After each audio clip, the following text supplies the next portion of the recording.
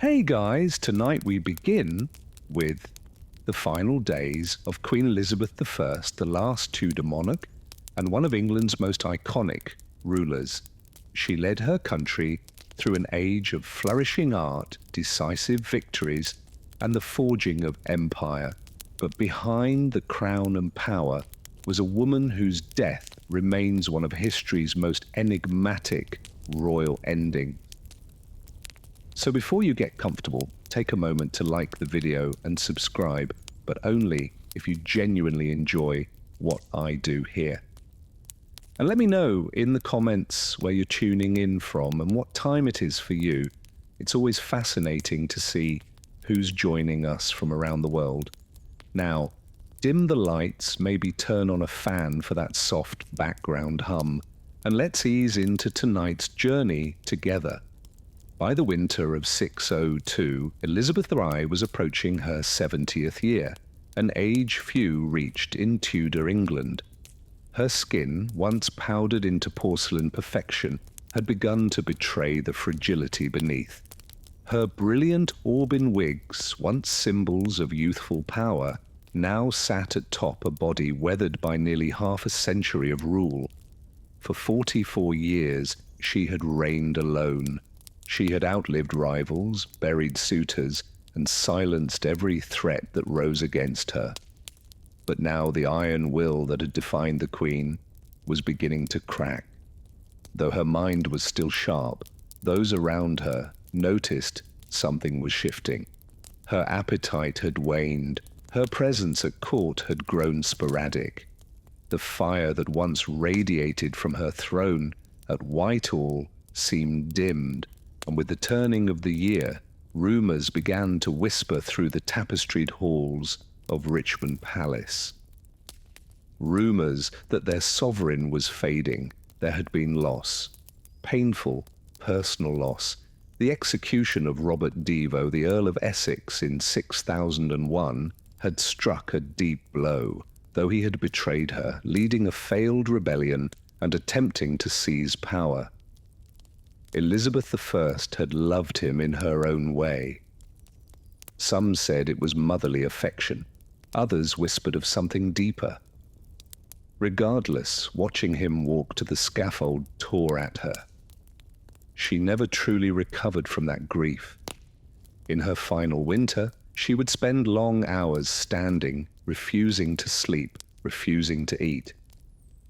Servants noted that she rarely sat, and even less did she speak. When she did, her voice was thin, trailing like smoke. Sometimes she would gaze into the empty fireplace for hours, unmoving, as if staring into something far beyond it, something only she could see. The court began to prepare. Physicians offered tinctures, tonics, and prayers, but the Queen dismissed them all. Ministers gently urged her to rest, to speak, to name a successor. But the once commanding monarch only shook her head. Something weighed on her heart, heavier than politics, heavier perhaps than the crown itself. As March approached, one truth began to settle among those closest to her. The reign of Elizabeth I was quietly, painfully coming to an end. As the days passed, the gloom that filled Elizabeth I's private chamber at Richmond Palace deepened. The once vibrant court, famous for its music, pageantry, and lively discourse, had grown hushed. The Queen, who had dazzled Europe with her wit and resolve, was now wrapped in heavy silks, surrounded by shadows and silence. She no longer held council meetings, nor did she take her usual rides or walks in the gardens. Her ladies-in-waiting, the closest and most trusted women in her life, were dismissed one by one from her room until she remained mostly alone. Even the few she allowed to stay, such as Lady Scrow, spoke only in soft, uncertain tones, unsure if their presence comforted or agitated her. Her mind, they whispered, was slipping. It was during this time that her physicians began to observe something troubling. Not only was the Queen refusing food, she had also started to resist sleep altogether. She would stand for hours on end, rooted to the same spot by her bed or by the window, as if the very act of lying down might bring death closer. When her legs could no longer support her, she would sit stiffly on cushions, eyes fixed on some invisible point, lips moving silently in prayer or thought.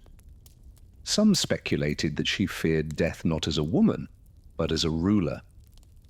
For decades, Elizabeth IV had been the embodiment of England itself. To die meant to relinquish control of her people, her image, and her power. Perhaps that was what she truly feared, the end of control. Physically, her health began to decline in ways subtle but certain. She developed a persistent cough, her skin turned increasingly pale, and her frame seemed to shrink beneath her ornate gowns. The weight loss was alarming, yet she forbade any attempt to examine her too closely. Her vanity, even in sickness, remained intact.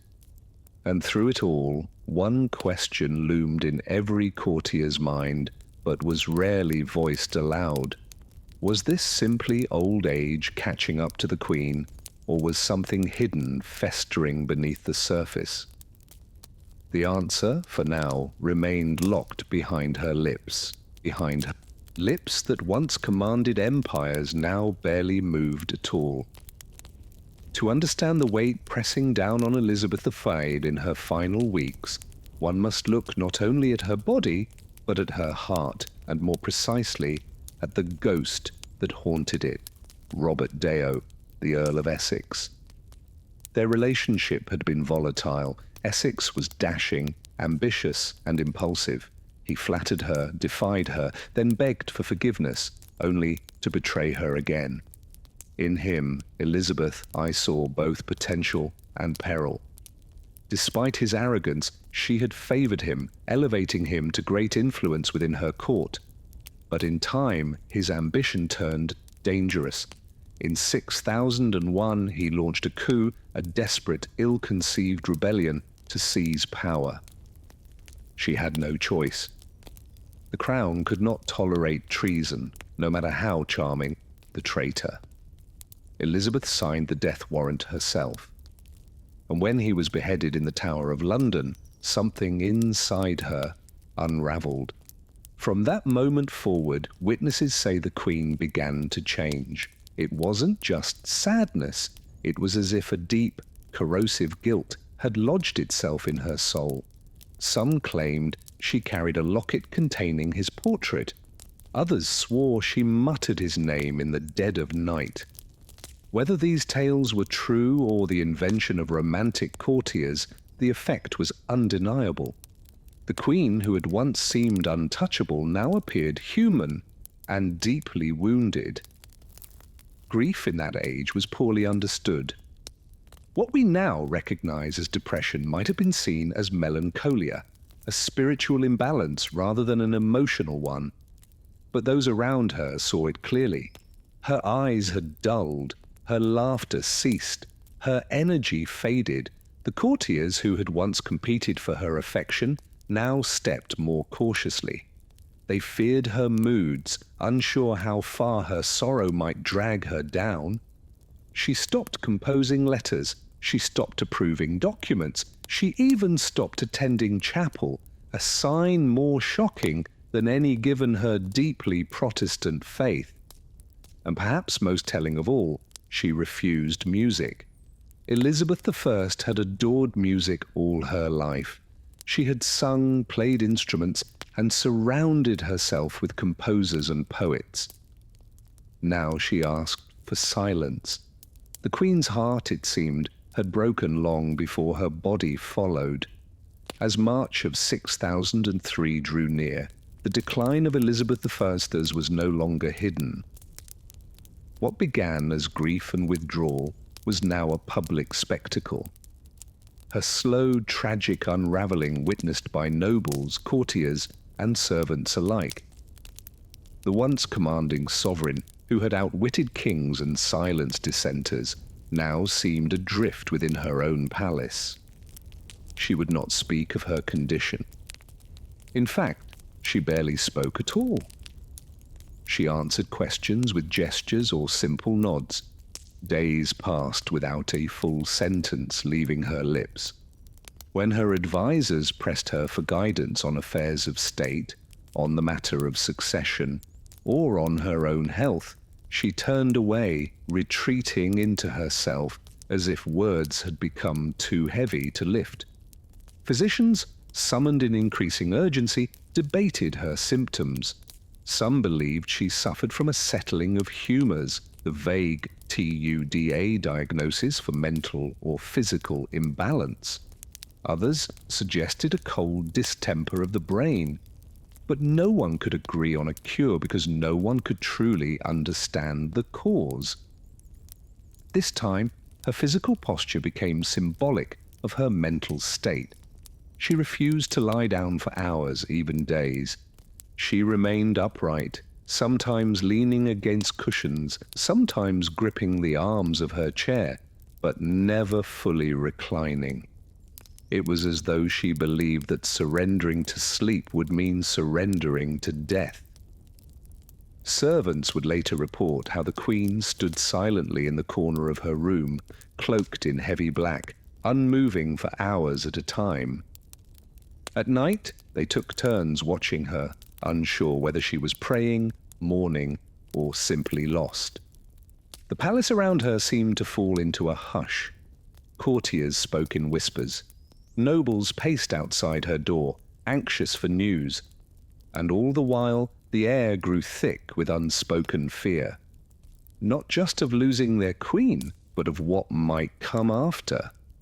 The realm had no clear heir, and though Elizabeth had long refused to name one, everyone suspected that James V of Scotland would be chosen, but without her voice, without her seal, would her will be honoured.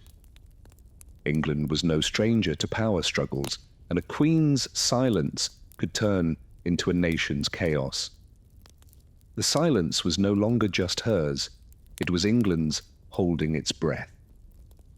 Among the many whispered theories about Elizabeth I's death, one stands out. Not because of its drama, but because of its slow, invisible nature. It wasn't a sword or poison goblet that may have killed her, but rather something far more insidious, her makeup. For decades, the Queen had adorned her face with a signature white mask of beauty, a thick layer of cosmetic powder known as Venetian souze. It was a fashion born from the aristocracy designed to signal nobility, purity, and wealth. And the mixture, however, contained two key ingredients, vinegar and white lead. Yes, lead, a metal we now know to be toxic, even in small quantities. Applied daily, layer upon layer, this lead-based makeup was absorbed through the skin. Over time, it could damage the nervous system, weaken the muscles, cloud the mind, and ultimately shorten the lifespan. The symptoms of lead poisoning read like a shadowed list of Elizabeth's final months: fatigue, depression, tremors, loss of appetite, cognitive decline, and skin deterioration. Her contemporaries noted that her teeth had blackened and fallen out. Her hair, once bright and flame red, had thinned and disappeared. Her skin beneath the paint was marked by sores and blemishes, signs that were hidden from the public behind pearl-studded wigs and powdered masks.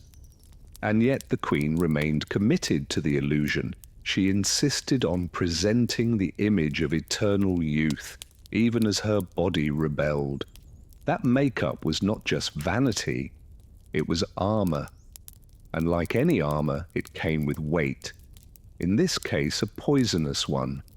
Some modern historians believe that long-term lead exposure may have contributed significantly to her physical and mental decline, the irritability, the confusion, the refusal to sleep or eat. Even the depression that followed the death of Robert Devo might have been magnified by chemical imbalance. But in her day, no one understood these dangers. Venetian Suze was celebrated. It was even imported and used across Europe. The very thing that made Elizabeth I iconic may have also been one of the slowest, most cruel contributors to her downfall. In the end, the white mask that defined her public image may have also quietly hastened the fading of the woman beneath it. By the second week of March 6003, the condition of Elizabeth had become undeniable. Her courtiers now moved with urgency, though careful not to show panic. The Queen had stopped eating entirely. Her body, already thin, seemed to retreat into itself, her bones visible beneath the ornate fabrics that once projected power and grace. She was wasting away, and yet no one could give her illness a name. Tudor medicine had no clear diagnostic tools. There were no thermometers, no microscopes, no concept of infection as we know it. Illness was a matter of humours, blood, phlegm, yellow bile, and black bile. If those were imbalanced, disease followed. Treatments involved bleeding, herbal picases, or purging the system. And yet none of these worked because no one truly understood what was happening inside the Queen. Modern scholars have suggested that she may have succumbed to pneumonia. The cold air in Richmond Palace, mixed with long hours of standing and fasting, may have led to a lung infection. A persistent cough, chills, and a slow slide into delirium align with such a theory. And without antibiotics, even a mild case of pneumonia was potentially fatal. Others speculate blood poisoning, possibly due to obsessed teeth or infected sores under her cosmetics. Dental hygiene was poor, and Elizabeth had already lost several teeth. Infections in the mouth, if left untreated, could enter the bloodstream, a deadly condition known today as septicemia. But none of these possibilities could be confirmed in her time, and so her physicians guessed. They used herbal tonics, tried warm compresses, and prayed. But Elizabeth would have none of it. She rejected all medicine. She would not allow incisions nor bleedings. She even refused to undress completely, guarding her modesty to the very end. And through it all, she said almost nothing. The silence around her became part of the illness. Her servants tiptoed. Her ladies wept in private. Her ministers watched helpless as the one figure who had dominated their lives for decades began to vanish, not in a blaze, but like a candle slowly dying in its holder. No one could help her. No one even knew what to call it. And so they simply waited for the end, or a miracle. Though her body was failing, it wasn't illness alone that burdened Elizabeth I. It was the immense, inescapable weight of rule. For over 4 decades, she had stood as the embodiment of England. Her crown was not just a symbol of power. It was a living thing, fed by every decision she made, every speech she delivered, and every threat she outwitted. But now, in the stillness of her chamber, that crown sat heavy and unclaimed. And the question of what came next loomed over the dying Queen like a storm.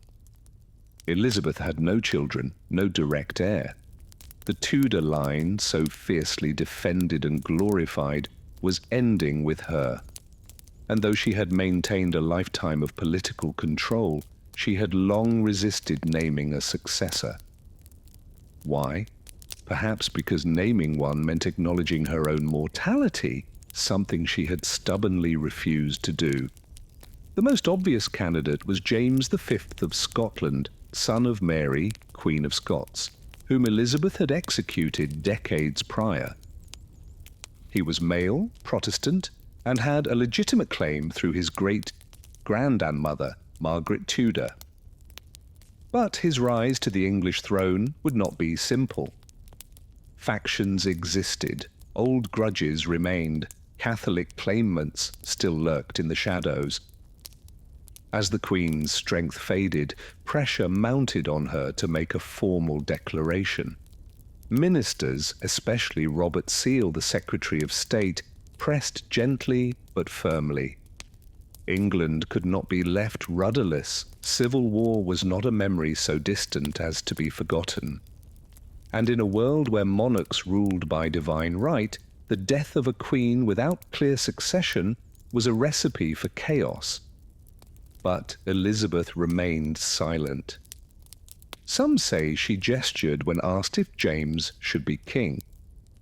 Perhaps a subtle nod, perhaps nothing at all. Others claim she whispered, "I will have no rascal to succeed me," only to later accept the inevitable, but there is no record, no firm confirmation. The monarch, who had delivered some of history's most memorable speeches, would not speak her final decision.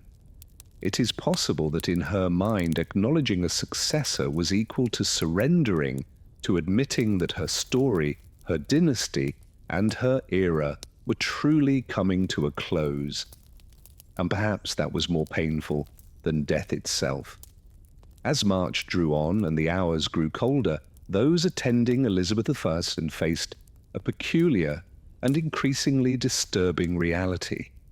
The Queen refused to sleep, not occasionally, but entirely. Days and nights blended into one endless vigil as she remained seated or standing in her chamber, eyes distant, spirit detached. To many it seemed that the Queen was terrified not of death, but of what lay between her and death rest. There were moments when her attendants begged her to lie down, but she resisted with such force that they stopped asking. Her refusal wasn't rooted in stubbornness alone. It carried the weight of superstition and sorrow. In Tudor times, sleep was often viewed as a temporary death, a time when the soul drifted dangerously close to the beyond. And Elizabeth I, despite her formidable logic and intellect, may have believed that if she closed her eyes, she would never open them again. And so she sat, sometimes hunched in her chair, other times leaning against the wall. She defied the limitations of her failing body. The swelling in her legs worsened, her breathing grew shallow, but still she would not lie in bed. Her servants tried to coax her with music. She turned it away. They brought warm drinks. She waved them off. She did not wish to be comforted nor convinced. It was as if she was standing watch over her own death, refusing to give it an invitation. Eventually, her strength began to betray her. She collapsed several times. On one occasion, she was found crumpled beside her chair, unwilling to cry out for help. After that, her ladies-in-waiting took turns, staying close, hovering like ghosts of the court she had once commanded. Even they no longer spoke to her, unless spoken to first. The atmosphere in the room was one of reverence, sorrow, and dread. When at last she agreed to lie in bed, it was not from peace but from exhaustion. Her body had given out. She was placed beneath the covers gently, like a fragile relic being lowered into silk. It was the first time she had rested in days, and for many it felt like the beginning of the end. The moment Elizabeth I allowed herself to be laid in bed, her chamber transformed. The silence grew heavier, more sacred. Those closest to her gathered, advisers, ladies, physicians, each one aware that this was not just the death of a woman, but the closing of an age. The Tudor dynasty, which had ruled England for over a century, was ending with her final breath. The room was dim. Tapestries muffled footsteps. Candles flickered. Outside, the palace held its breath. No proclamations were issued. No bells tolled. Only whispers passed through the corridors of Richmond Palace. Those who had served her for decades now found themselves standing still, waiting for a word, a sign, a farewell that would never come. Despite the gravity of the moment, Elizabeth I said nothing. She had once been a queen of eloquence. Her words could rouse armies, silence parliaments, and charm foreign courts. But now, as she drifted between consciousness and sleep, not a single parting phrase escaped her lips, not to her ladies, not to her council, not even to the realm she had so long protected. Instead, she communicated through faint movements, slight nods, flickers of the eyes, the barest tremble of her hands. Some thought they saw her reach toward the crown resting nearby. Others claimed she gestured toward a portrait of James V, the presumed successor. But there were no declarations, no final speech to echo through history. What did she see lying there in silence? Perhaps visions from her reign. The young girl imprisoned by her sister Mary. The triumphant queen greeting the troops at Tilbury. The glittering court of poets and explorers, and the fires of religious wars, the execution of Mary, Queen of Scots, the death of the Earl of Essex, a life of power shadowed by solitude.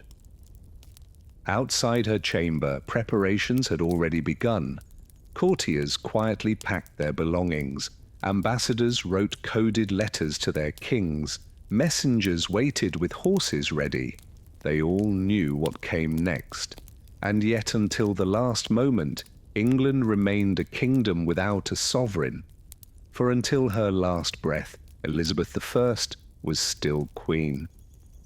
No one could take her place, not yet. Not until she was gone.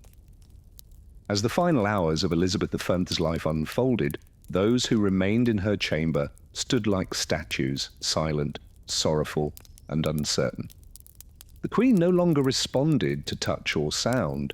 Her breathing had grown shallow, irregular. Her skin, pale from age and illness, now took on an ashen hue. The fire in her had gone from a steady flame to a flickering ember. Lady Scrow, one of her most faithful attendants, refused to leave her side. She held the Queen's hand and dabbed her brow with linen soaked in rose water. Others stood in the background whispering prayers, some aloud, others in their heart. There was no ritual for this. There had never been a monarch like her before. Outside, Richmond Palace was wrapped in a quiet anxiety. No proclamation had yet been made, and still no one dared call her death until the final breath passed. Messengers stood ready at the gates, prepared to ride to Scotland the moment it was confirmed to deliver the news to James V, the man who would be king. Inside, time seemed to warp. The minutes dragged like hours, and no one dared speak of what would come next. Even Robert Seel, the chief architect of the peaceful transition to the House of Stuart, stood still, his papers folded in his hand. His greatest political maneuver, uniting England and Scotland under one crown, was moments away, yet entirely dependent on a woman in her final moments. Then, just before dawn on March the 24th, 6:03, it happened. No cry, no gasp, just silence. The room remained motionless for a full minute, as if all feared the breath might return. Then quietly, Lady Scrow covered the Queen's face with a linen cloth. It was over. Elizabeth I was dead. Her passing was not marked with fanfare, nor even with a priest's final rites. She had refused them all. The Virgin Queen, as she was so often called, had died alone, surrounded not by family or heirs, but by the weight of history. A monarch born of scandal who ruled through storms and fire, now passed into legend with the same dignity she held in life. Quiet, Unbending and ultimately unknowable, the death of Elizabeth the Wise sent a chill across the kingdom. Not because it was unexpected, but because of what it left behind. A throne without a voice, a court without direction, and a realm uncertain of its next heartbeat. She had been the only monarch many in England had ever known. Her presence was woven into the fabric of everyday life, her image stamped onto coin and conscience alike. Now that image was still. Immediately after her death, her body was left undisturbed. According to tradition, her ladies kept vigil beside her, whispering psalms through trembling lips. A single candle burned at her bedside. The cloth over her face did not conceal her identity. It preserved it as though the nation needed one final moment to believe she was truly gone. But while grief settled inside the walls of Richmond elsewhere, wheels were already turning. Robert Seel, perhaps the only man who truly understood the scale of this moment, stepped into motion. His secret correspondences with James V of Scotland had prepared for this day. The couriers were sent, riding with breathless urgency through muddy spring roads, carrying news that would transform two kingdoms. Meanwhile, back in London, the people waited. No bells rang. No mourning was declared. The court kept the death quiet for several hours, fearing unrest or opportunistic power plays. But word eventually seeped out, first through servants, then to merchants and clergy. The Queen was gone, and with her, so too went the tutor. There was no child, no sibling, no cousin raised at her side to step into her place. Elizabeth had left behind no personal heir, only the political hope that her choice, unspoken but widely assumed, would be honoured. The Privy Council met in hushed tones. The moment was fragile. A kingdom needed direction and fast. The fear of factionalism, of Catholic uprisings, of foreign meddling. All these haunted their thoughts. The bloodshed of past successions loomed like a shadow. Yet the Queen's long silence had not stopped her government from preparing. Within hours of her death, the Council declared that James V of Scotland would become James I of England. A new dynasty began, but even as the nation turned toward the future, it did so in mourning for the woman who had shaped an age and left behind a silence no crown could fill. After the council announced the succession of James IV VI, now James V of England, the focus shifted to the care of the Queen's body. Elizabeth I, who had guarded her image with almost obsessive control throughout her reign, could no longer maintain the illusion. The mask she had worn, both literal and symbolic, was beginning to fall away. In life, she had been meticulous about appearances. She rarely allowed herself to be seen without her full regalia. The white lead makeup, the elaborate gowns, the fiery wigs. Even in her final days, she kept her chamber darkened and denied most visitors. Vanity, yes, but also power.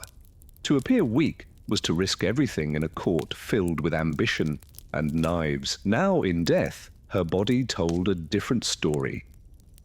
As her ladies gently prepared her for burial, they began to see what had long been hidden beneath layers of silk and powder. Her skin bore the signs of age and illness, bruising, lesions, and the pale, unnatural hue from years of toxic cosmetics. Her hands, once adorned with rings and scepters, were thin and bony. Her hair, what little remained, had turned wispy and white. There was no denying it. Elizabeth of Fowlby had been dying long before she allowed anyone to see it. And yet in death there was something profound about her humanity. She was no longer Gloriana, the Virgin Queen, or the untouchable monarch on coins and canvases. she was a woman who had carried a kingdom on her back for 4 decades and paid the price with her body. No embalming was done immediately. The tradition at the time was to delay the burial to allow time for national mourning and for proper ceremony. Her body lay in state, dressed one final time in royal robes, crown placed above her brow, orb and scepter at her side. For all the imperfections now visible, her people still came to pay respects not just to the queen she had been, but to the person she had become. A woman of contradictions, powerful and alone, brilliant and burdened, fierce and fragile. The mask had slipped away, but what remained was not less regal, only more real. On April the 28th, 603, more than a month after her death, the body of Elizabeth I was finally laid to rest. The delay had not been caused by negligence, but by reverence. England had lost its longest reigning monarch to date, and such a passing demanded a ceremony that would match the magnitude of her legacy. Her funeral procession began at Whitehall and moved slowly toward Westminster Abbey. The streets of London were lined with mourners, nobles, clergy, commoners. Thousands of faces turned toward the carriage that bore their queen one final time. Some wept, others stood in solemn silence. There were no cheers, no songs, only the tolling of bells and the shuffle of boots on stone. The coffin was draped in velvet and borne upon a massive hearse, drawn by 4 horses. Above it sat an effigy of Elizabeth I, dressed in state robes with crown, orb and scepter, eyes open, face serene, as if still watching over her people. The image was so lie-like that many believed it to be her real body, propped upright in death. Behind the hearse marched an honour guard, followed by the nobles of her court, members of Parliament, and ambassadors from foreign nations. Each step echoed the weight of transition. A queen was being buried, but an entire era was being mourned.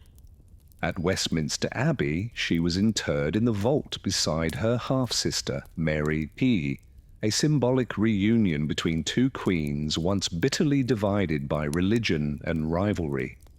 On the tomb, the inscription reads, "Partners in throne and grave, here rest we 2 sisters, Elizabeth and Mary, in the hope of one resurrection." The irony was not lost on historians. In life, the sisters had been enemies. In death, they lay side by side. The funeral marked more than the end of a monarch. It marked the end of the Tudor dynasty. With Elizabeth gone, so too ended the lineage that had brought England out of the Wars of the Roses and into an age of exploration, cultural flourishing, and national pride. And as the Abbey's great doors closed behind her, an entire kingdom stood changed. The Elizabethan age was over. What came next would be shaped by a different hand and a different crown. More than 4 centuries have passed since Elizabeth I took her final breath, and yet the mystery surrounding her death remains. Unlike monarchs who died in battle or by clear illness, Elizabeth's decline was veiled in silence, secrecy, and contradictions. As a result, scholars, physicians, and curious minds have continued to speculate what exactly killed the Virgin Queen. The most common theory is simple old age. At nearly 70 years old, Elizabeth had far outlived most of her contemporaries. After 4 decades of rule and countless personal losses, her body may have simply succumbed to time. Her refusal to eat, drink, or rest certainly contributed to her decline, and without modern medicine, even a minor ailment could turn fatal, Another compelling theory is pneumonia. The Queen reportedly caught a chill shortly before her final decline. Cold, damp conditions in Richmond Palace combined with her weakened state may have allowed an infection to take root. With no antibiotics and only rudimentary treatments, pneumonia would have been devastating. Yet other theories point to lead poisoning. Her famous white makeup, Venetian Sousse, was known to contain white lead, a toxic substance absorbed through the skin. Over decades, it could have damaged her organs, caused psychological changes, and slowly poisoned her from within. Symptoms such as fatigue, irritability, and cognitive decline all match modern understandings of chronic lead exposure. Then there is the possibility of blood poisoning, perhaps from an infected tooth or sore. Dental health was notoriously poor, and Elizabeth had suffered tooth loss and decay. A small infection could easily have entered her bloodstream, resulting in septicemia, a silent killer, in an era without understanding of bacteria or sterilization. Finally, some historians explore the emotional and psychological toll, grief and depression. The loss of Robert Devo and other beloved confidants seemed to break something within her. Her refusal to lie down, her long silences, her deep melancholy, all could be signs of profound psychological suffering, which untreated may have hastened her end. In truth, it may have been all of these factors, age, illness, poison, grief, woven together in a tapestry of decline. A queen who carried an empire may have finally been crushed beneath its weight. And yet, in her silence, she left no confession, only a legend. Elizabeth I's death was not merely the clothes of a life, it was the clothes of an identity that England had worn for more than 40 years. She had reigned alone, without husband or child, carving her image into the very soul of a nation. Her passing was quiet, private, and full of unanswered questions. But the echo of her reign thundered into the centuries that followed. The country she left behind was vastly different from the one she inherited. When she first ascended the throne in 1558, England was fractured by religious war, threatened by foreign powers, and teetering on the edge of instability. Through sheer will, political genius, and theatrical leadership, Elizabeth I transformed it into a formidable kingdom, confident, culturally vibrant, and respected on the world stage. Her death, however, revealed the fragility beneath that surface. She had held everything together through force of personality and presence. With her gone, a power vacuum threatened to reopen old wounds. The peaceful transition to James I marked a diplomatic victory, but also a seismic shift. The Tudor flame had gone out. The Stuart dawn was uncertain, and yet what lingered in the minds of her people wasn't just the politics, it was her persona. The speeches at Tilbury, the defiant rejection of marriage, the cultivated image of the Virgin Queen, the jewels, the gowns, the high forehead, the poetic rhetoric, all of it became mythic. Even her final silence served her legacy. She exited the world on her own terms, offering no final word, no dying gasp for legacy or pity. In life, she'd been a master of performance. In death, she let the silence speak louder than any closing act. To this day, historians still debate the details of her death, but few debate her impact. The Elizabethan age remains one of the most celebrated periods in English history. Her name became shorthand for a golden era of poetry, exploration, and national pride. And though her body rests quietly beneath the stones of Westminster Abbey, her story continues to live in pages, on stages, and in the very spirit of the monarchy she once ruled. She died alone, but she did not die forgotten. Long before chocolate bars lined grocery store shelves and hot cocoa warmed winter hands, cacao was something entirely different. It wasn't sweet, it wasn't even eaten. It was drunk, bitter, frothy, and sacred. And for the ancient peoples of Mesoamerica, this strange, powerful bean held more than flavor. It held meaning. Our story begins over 3,000 years ago, deep in the tropical rainforests of what is now southern Mexico. The Olme, considered one of the first complex civilizations in the Americas, were likely the earliest people to cultivate the cacao tree. Though much of their history is shrouded in mystery, archaeologists believe Thames used cacao in rituals and possibly as a ceremonial drink consumed by elite leaders or shamans. It was no ordinary refreshment. It was a vessel for spiritual power. But it was with the Maya civilization that cacao truly became a divine gift. The Maya, whose empire spanned much of Central America from around 250 to 900 CE, worshipped cacao as a sacred plant bestowed by the gods. According to their mythology, cacao was a gift from the gods of creation, part of the very foundation of human life. The Pulvu, a sacred Maya text, describes the gods forming humans from maize and cacao, binding them to the natural world. Cacao was reserved for important moments. Priests offered it during religious ceremonies. Nobles drank it during elaborate feasts. It was believed to invigorate the spirit and open a gateway to the divine. Served cold and mixed with chili, spices, or cornmeal, the cacao drink was rich, intense, and energizing. Often it was poured from vessel to vessel to create a frothy foam, a sign of prestige and quality. But cacao's value went even deeper than ritual. Maya markets used cacao beans as currency. A few beans could buy a tamalai. 100 could buy a turkey. People stored them like money, traded them, and even made counterfeit versions from clay.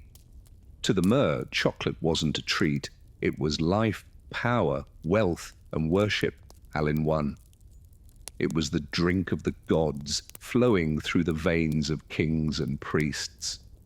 And its bitter, intoxicating taste marked the beginning of one of the most remarkable culinary journeys in human history.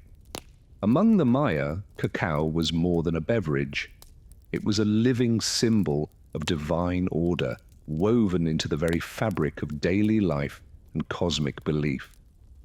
This small, bitter bean from the jungle was thought to be a sacred substance capable of connecting mortals to the gods, the earth, and the afterlife. In every major Maya city, from Tikal to Copan, cacao was present at the most important moments of life. When rulers were crowned, cacao was poured. When marriages were sealed, it was drunk by both bride and groom. And when the dead were laid to rest, vessels of cacao accompanied them into the tomb, offerings meant to nourish their souls in the next world. Cacao was commonly consumed during religious ceremonies, often by the priestly and elite classes. These drinks were not sweet, nor were they taken casually.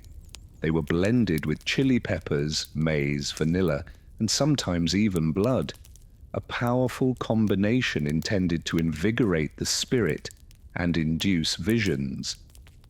It was believed that drinking cacao could bring one closer to the divine, opening the mind to prophecy or sacred insight. The Maya also believed cacao trees were sacred. Their curved branches and brightly colored pods symbolized life, fertility, and abundance. In art, cacao often appeared alongside gods and ancestral spirits. On painted ceramics and carved stele, you can see scenes of kings offering cacao to deities or gods themselves emerging from the pods as if born of divine fruit. But cacao's role extended beyond religion. It was a staple of the social and economic world. Hosting a guest, you served cacao, negotiating peace. You drank cacao together. For the mayor, to share cacao was to recognize shared humanity, an unspoken contract of trust, respect, and elevated purpose. Even in the homes of the wealthy, cacao drinking was ceremonial. Special vessels were used, beautifully painted cups, often marked with glyphs identifying the owner and the specific purpose of the drink. These weren't just dishes, they were heirlooms crafted with care and reverence. The reverence for cacao shaped the Maya identity. It was not just consumed, it was celebrated, revered, and trusted as a bridge between realms. In a world ruled by ritual and cosmic cycles, cacao was the drink that kept the universe in balance. Centuries after the myrrh, another mighty civilization would rise and elevate cacao even further. The Aztecs. By the time Hernán Cortés and the Spanish conquistadors arrived in the early 1500s, cacao was not just a spiritual symbol or luxury item in the Aztec Empire. It was an institution used as money, medicine, and a royal indulgence. The Aztecs didn't grow cacao in the cool, dry climate of their capital, Tenochtitlan. Instead, they acquired it through trade or tribute. Conquered provinces in warmer southern regions were required to send cacao beans as payment to the imperial center. Tons of beans flowed into the empire's coffers, stored in granaries like modern banks. Each bean had value. A small rabbit could cost 10 beans. A turkey hen might cost 100. Servants were paid in cacao. Debts were settled with it. To counterfeit a cacao bean, to hollow one out and fill it with dirt, was a serious crime. In Aztec society, cacao was as valuable as gold, but its worth went beyond economics. Cacao, known as xocolotl, was revered as a warrior's drink. It was consumed by nobles, priests, and military leaders, never by commoners. Prepared with water, chili, and sometimes maize, it was believed to energize the body and sharpen the mind before battle. Emperor Moctezuma II is said to have consumed as many as 50 cups a day, believing it to be an aphrodisiac and a source of strength. Cacao was also a key element in religious ceremonies. Offerings were made to deities like Quetzalcoatl, the feathered serpent god, who, according to legend, gave cacao to humanity after stealing it from paradise. It was believed that cacao had divine origins, and drinking it properly was a sacred act. In Aztec culture, cacao represented wealth, war, worship, and royalty. It was a seed of power earned, stolen, traded, and honored. But all of this would soon collide with European conquest. When Spanish eyes first saw the cacao bean, they didn't recognize its value. But that would change. The bitter drink of warriors and kings was about to cross the ocean, where it would be forever transformed, sweetened, commodified, and woven into a global obsession. When Hernán Cortés and his band of conquistadors first arrived in the Aztec capital of Tenochtitlan in 1519, they encountered a world both foreign and magnificent. Towering temples, floating gardens, and bustling markets stunned the Europeans. But among all the wonders, one thing caught their attention again and again: the peculiar use of a dark, bitter drink made from crushed beans. The Spanish watched as Moctezuma II was served cup after cup of xalotl in golden vessels. They observed warriors, nobles, and priests treating the substance with reverence. At first they found it unpleasant, strange, unsweetened, spicy.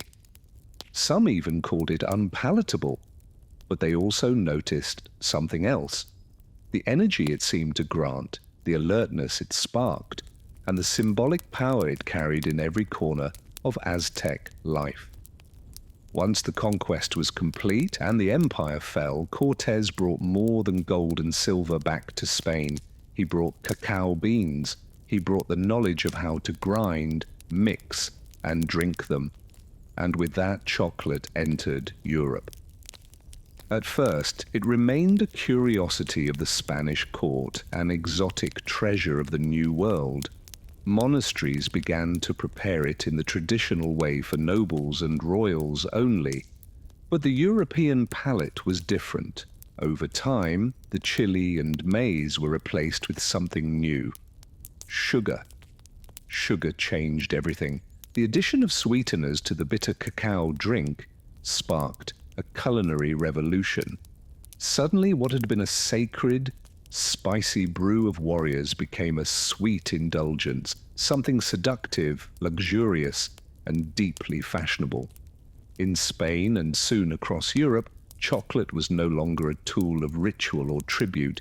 It became a marker of wealth and sophistication. Aristocrats sipped it at salons. Royalty demanded it at their tables. It was still prepared as a drink, usually hot, but the flavor had softened. The rituals were replaced with recipes. The power once tied to gods and warriors now belonged to European elite. But even as chocolate delighted the palates of kings and queens, it carried a new bitterness, one not from taste, but from the human cost. To feed Europe's growing hunger for cacao and sugar, colonial plantations expanded, and behind them, a new system of exploitation and slavery would begin. The drink of the gods had entered a new world, and it would never be the same. By the 17th century, chocolate had evolved from a sacred Mesoamerican ritual to a fashionable European delicacy. But behind this sweet transformation lay a growing darkness. The union of cacao and sugar, a pairing that delighted European palates, also became one of the driving forces behind one of history's most brutal systems, the transatlantic slave trade. As European demand for chocolate grew, so did the need for raw cacao. The lush equatorial regions of South America, Central America, and the Caribbean offered the perfect climate to grow the cacao tree. But harvesting it was labor-intensive. Cacao pods had to be picked by hand, split open, and the beans fermented, dried, and roasted. The same was true for sugarcane, another demanding crop. To maximize profit, colonial powers turned to slavery. The Portuguese, Spanish, French, Dutch, and British all participated in building plantation economies fueled by enslaved labor. Millions of Africans were captured, shipped across the Atlantic, and forced to work under brutal conditions on plantations in Brazil, the Caribbean, and later West Africa. Many would spend their lives cultivating cacao and sugar, never tasting the sweet confections their labor created. The human cost was staggering. In the pursuit of chocolate and sugar, families were torn apart, cultures were erased, and entire generations suffered. Yet in the drawing rooms of London, Paris, and Madrid, aristocrats sipped hot chocolate unaware or uninterested in the lives behind the beans. The commodification of cacao marked a turning point. It was no longer a sacred offering. It was a global product, something to be traded, taxed, and turned into profit. And as the industrial age approached, the demand would only grow. What began as a spiritual drink crafted with reverence and ceremony had now become entangled in empire and exploitation. The taste that had once symbolized divine connection now left a bitter residue, one of blood, suffering, and systemic injustice. Yet the allure of chocolate only deepened.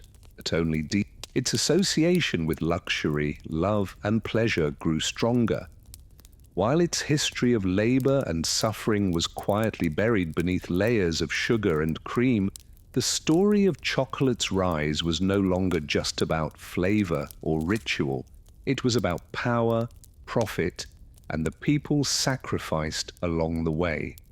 For centuries, chocolate remained a liquid luxury, served in royal courts and elegant salons. But as Europe entered the Industrial Revolution, chocolate was about to undergo another transformation, one that would forever change its form, its audience, and its place in the world. The early 1800s saw a wave of invention. Mechanization and mass production were reshaping everything from textiles to food. And in 1828, a Dutch chemist named Coenraad Johannes van Tong developed a revolutionary process. Using a hydraulic press, he extracted much of the natural fat, the cacao butter, from roasted cacao beans. What remained was a dry cake which could be ground into a fine powder. This powder dissolved more easily in water and could be blended with sugar more smoothly, making chocolate cheaper, lighter, and easier to produce. This invention gave birth to what we now call Dutch cocoa, and it paved the way for solid chocolate.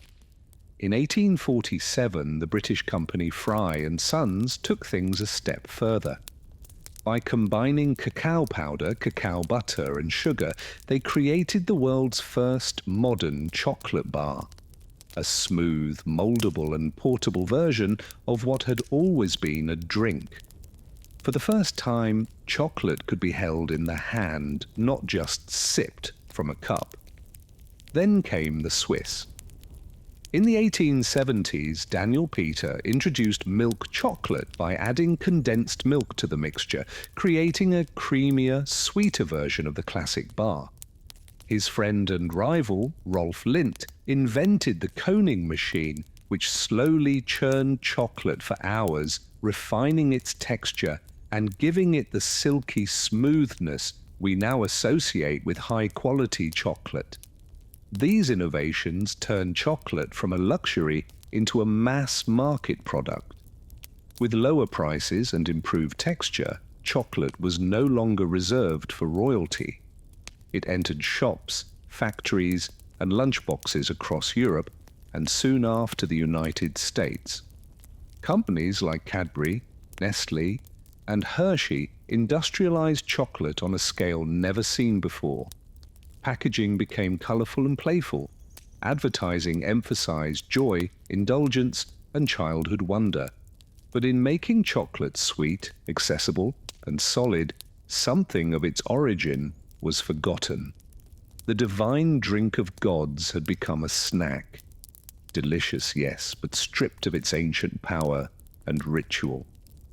Still a new chapter had begun, one where chocolate would become beloved worldwide. By the dawn of the 20th century, chocolate had taken root across the globe, not just as a delicacy, but as an industry. What began as a sacred brew among ancient civilizations had become a worldwide phenomenon, driven by factories, marketing, and the unstoppable forces of global capitalism. In the United States, chocolate took a uniquely American turn with Milton Hershey. In the late 1800s, Hershey applied mass production methods to chocolate, much like Henry Ford would later do with automobiles. His factory in Pennsylvania produced affordable milk chocolate for the average American, not just the elite.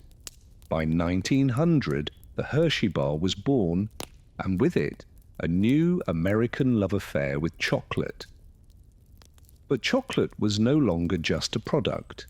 It was becoming a symbol. Soldiers carried it into war. Children traded it on playgrounds. It appeared in cookbooks, holiday rituals, and romantic gestures. Valentine's Day, Halloween, Easter, each adopted chocolate as its unofficial mascot.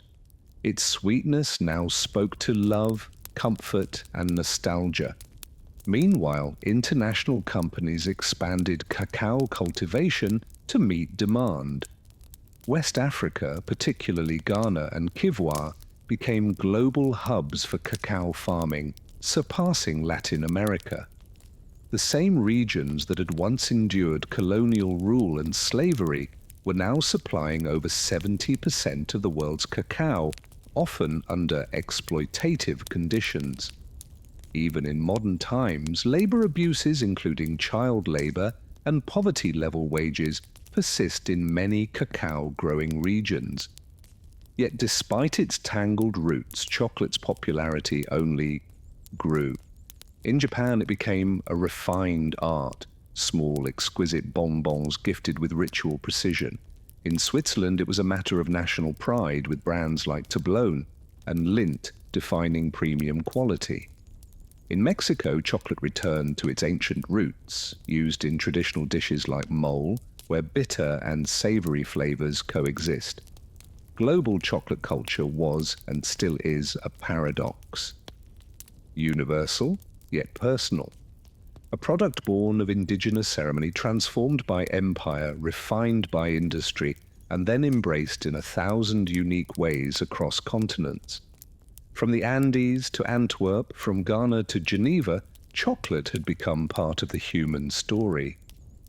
And even though few stop to wonder where it came from, every bite carries the flavor of history.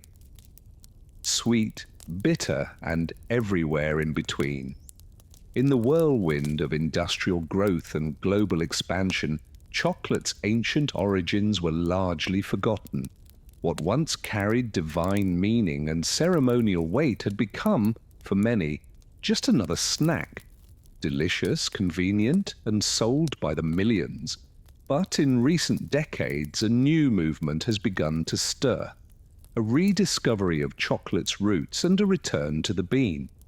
The craft chocolate movement began in earnest in the early 2000s.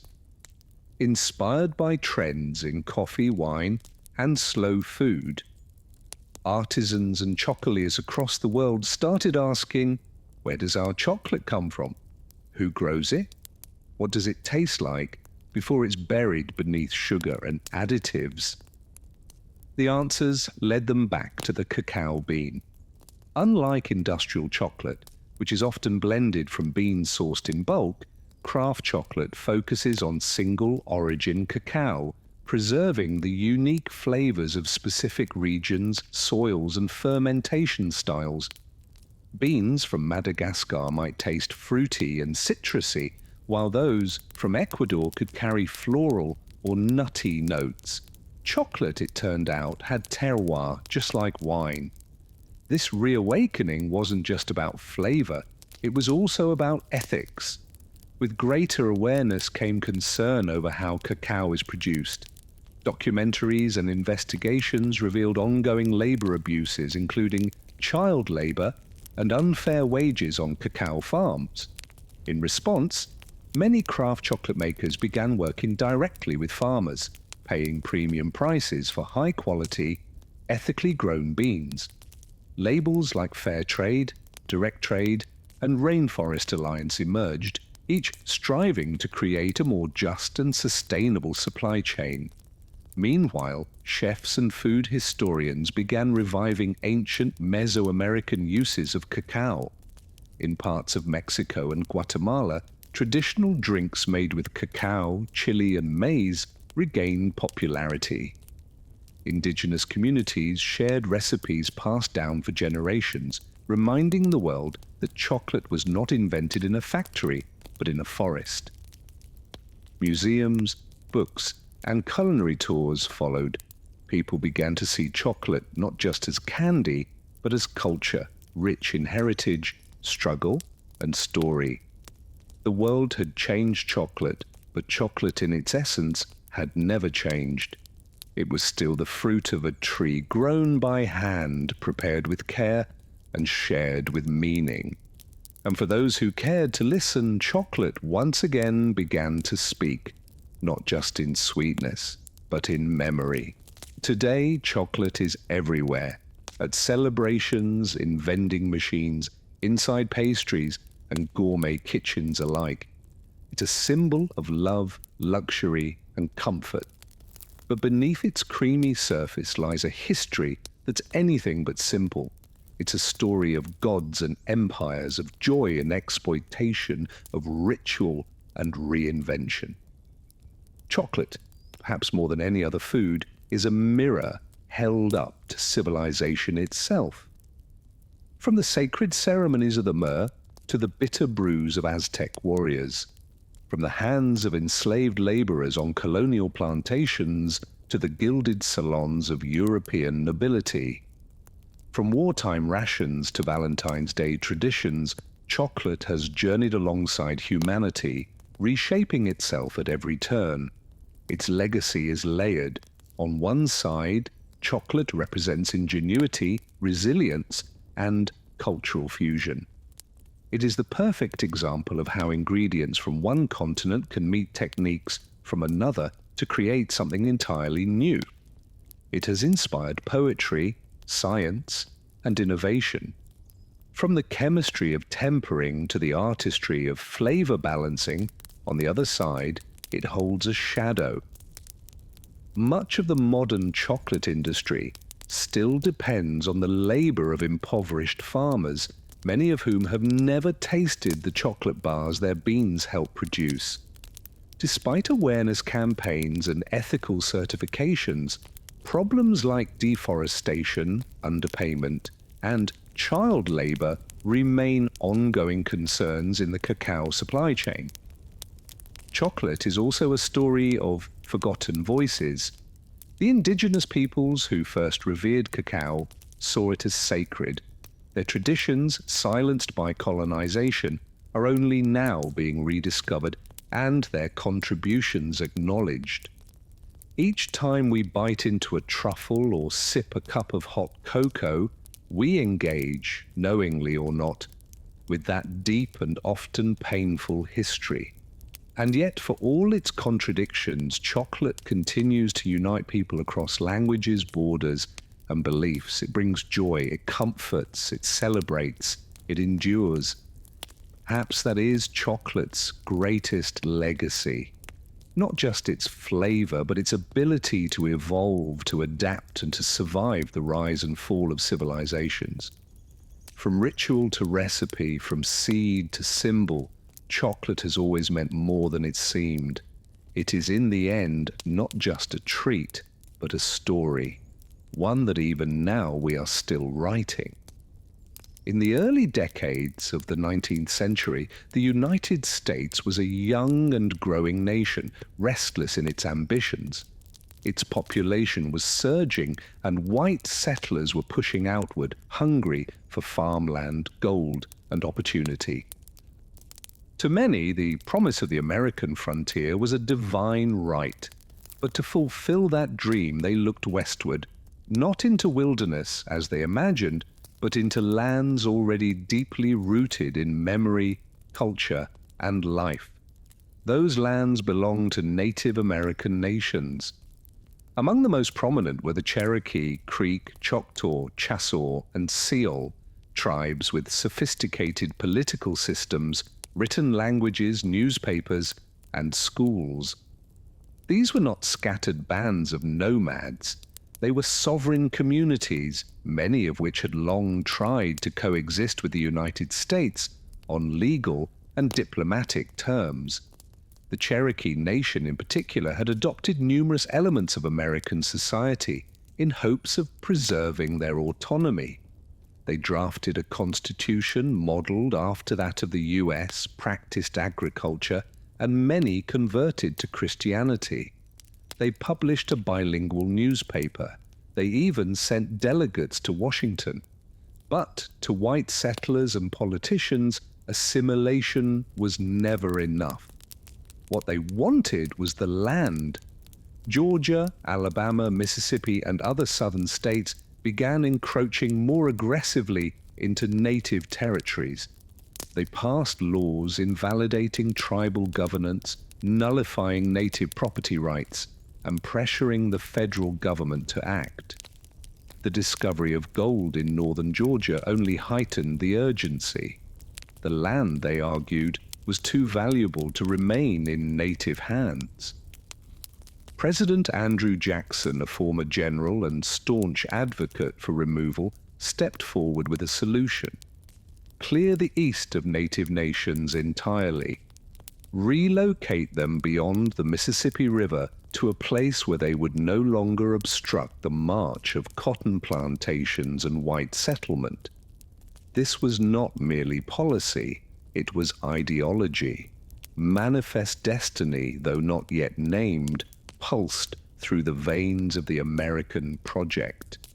The belief that white Americans were destined to expand from coast to coast came at the expense of anyone in their way, and in the 1830s, that meant entire nations of people.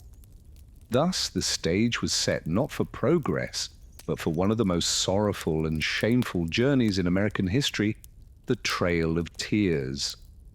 On May 28, 1830, President Andrew Jackson signed into law the Indian Removal Act, legislation that would forever alter the lives of tens of thousands of Native Americans. Though cloaked in the language of fairness and voluntary exchange, the act marked the beginning of a calculated and relentless campaign to remove native tribes from their ancestral homelands in the southeastern United States.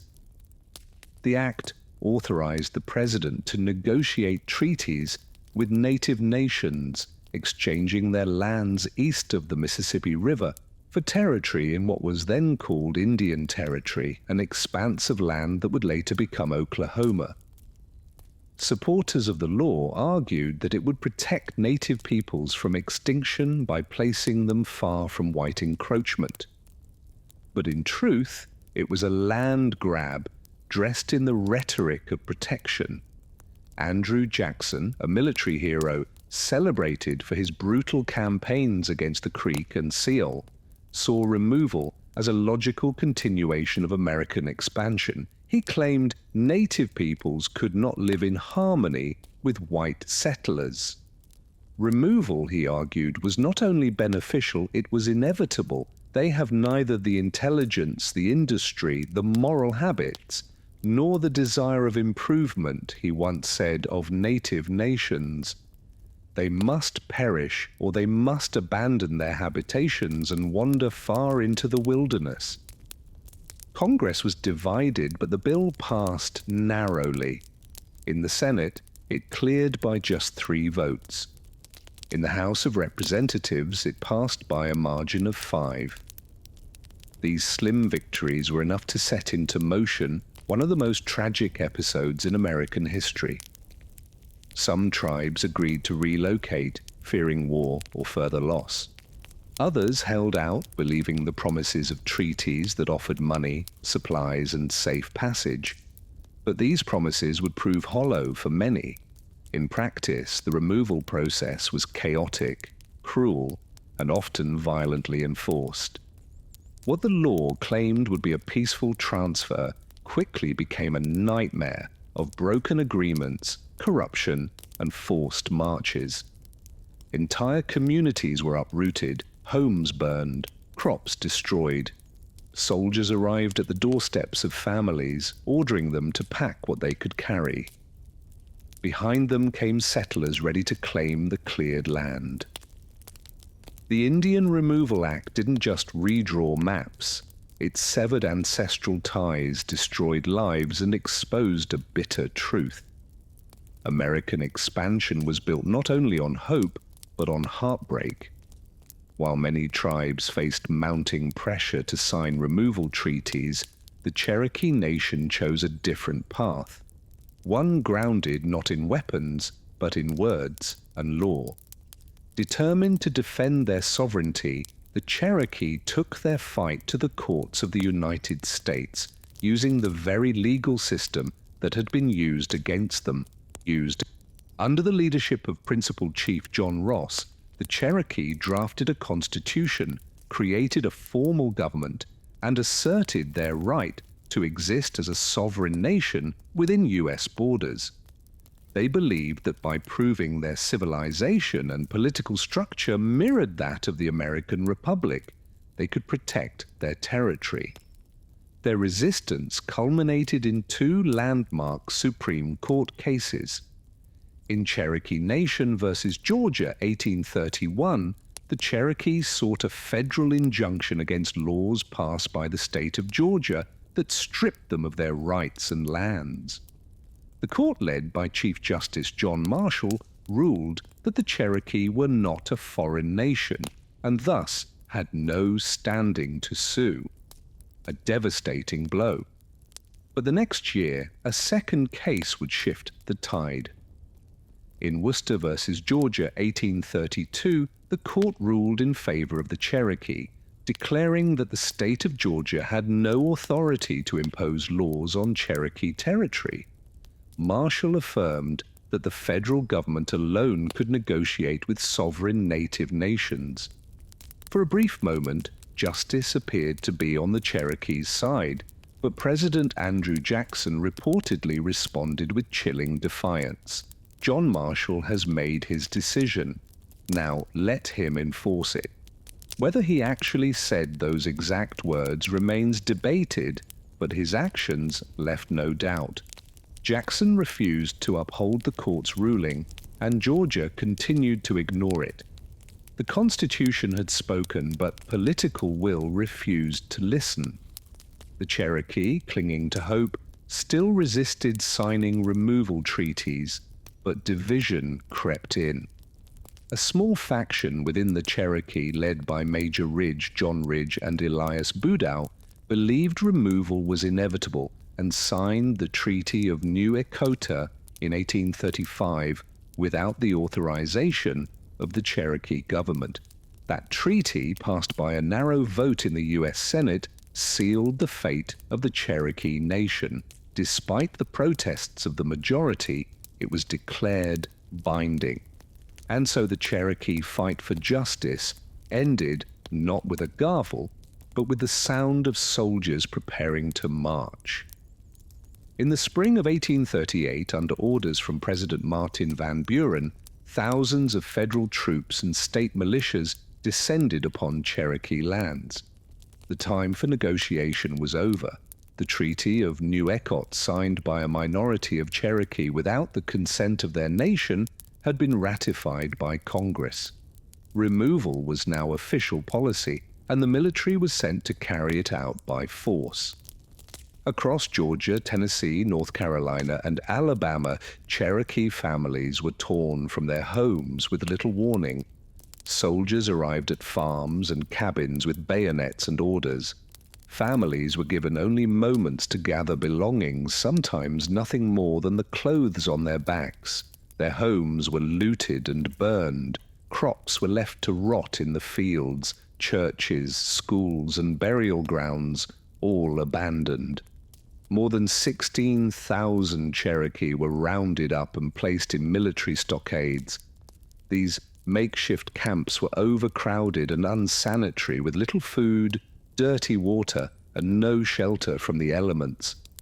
Disease spread rapidly. Measles, dysentery, and whooping cough took a heavy toll even before the march began. Some groups were moved immediately under armed guard. Others, held in the sweltering summer heat, were forced to wait until autumn, when travel conditions were considered more favorable. But cold rains, early snow, and inadequate supplies would make the journey even more deadly. The Cherokee called the route Nunadalsny, the trail where they cried. Roughly 100 to 200 miles stretched between their homes and the so-called Indian Territory. The march was slow, harsh, and humiliating. They walked through mud and snow, across frozen rivers, over mountains and prairies. The elderly collapsed. Children died in their mothers' arms. Entire families vanished along the trail, buried in shallow, unmarked graves by the roadside. Some tried to maintain dignity, singing prayers, carrying sacred objects, recording names of the lost. But the weight of grief was unbearable. Hunger gnawed at their strength. Winter pierced their thin clothing. Guards showed little mercy. By the time the last group arrived in what is now Oklahoma in early 1839, It's estimated that over 4,000 Cherokee had died, nearly a quarter of their entire population. This was not simply a relocation, it was a death march, a forced erasure of identity, home, and hope. When the last group of Cherokee reached Indian Territory in March of 1839, the journey was over, but the suffering was not. The losses endured along the Trail of Tears extended far beyond the 4,000 lives claimed by disease, exposure, and starvation. What died on that trail was more than people. It was a way of life, a spiritual connection to land, and the cultural continuity of an entire nation. The trauma echoed through generations. Survivors arrived weakened, broken, and grieving. They had lost elders who carried traditional knowledge, children who had represented future hope, leaders who had defended their people with all the strength they had. There were no ceremonies for the dead, no time for mourning. The land they had been forced to settle was unfamiliar and often hostile. The promises made by the US government of protection supplies and fertile land were inconsistently honored or ignored altogether. The physical wounds were matched by the emotional ones. The Cherokee had been a proud nation with schools, printing presses, and a constitution. They had trusted the legal system, believing that law would protect them, but their trust had been betrayed, their justice denied, their rights erased. Among the survivors, divisions deepened. The treaty party, those who had signed the Treaty of New York, were viewed by many as traitors.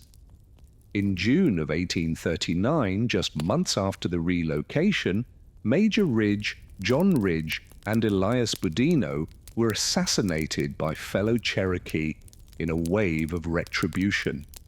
The unity of the nation, already battered by removal, now fractured further under the weight of internal conflict. And yet, even amidst devastation, the Cherokee endured. They rebuilt schools, they re-established their government, they began printing newspapers again, they held on to their language, their stories, their faith. The resilience that had once carried them through legal courts and diplomatic struggles now became the foundation of survival.